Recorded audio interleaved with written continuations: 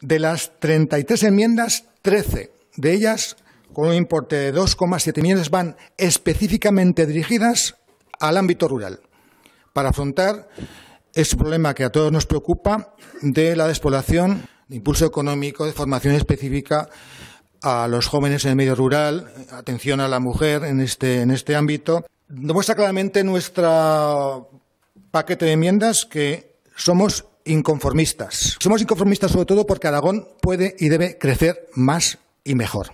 Son unas enmiendas que intentan dinamizar la actividad económica. Confían claramente en el tejido productivo, en la empresa privada, cosa que obvia totalmente el Gobierno con sus presupuestos. Nuestra única visión, nuestro único planteamiento es cómo hacer que haya más prosperidad en Aragón a través de nuestras enmiendas.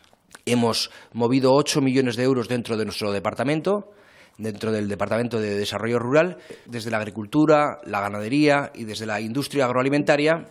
Se cuida lo más positivo que tenemos en nuestra comunidad autónoma. Se cuida del tejido productivo que sujeta al mundo rural. Hemos presentado enmiendas que cubran necesidades básicas que nosotros, a través de nuestras visitas y a través del contacto con gente y con personas del territorio, hemos detectado. Si habiendo aumentado el presupuesto del Gobierno de Aragón 250 millones, como ha aumentado, más o menos, solamente se dedica a la innovación y a la investigación el 1,5%, eso quiere decir que el Gobierno de Aragón está preocupado por muchas cosas, pero no está preocupado por la innovación. Ya en octubre del 2015 dijimos, y se aprobó en la comisión, que el presupuesto debía llegar por lo menos al 2% del presupuesto, y estamos en el 1,4%. Es absolutamente raquítico o insuficiente. Estamos igual que estábamos al principio de la legislatura. Hemos hecho solamente una enmienda testimonial, que es para indicar por dónde debe ir la dirección de esta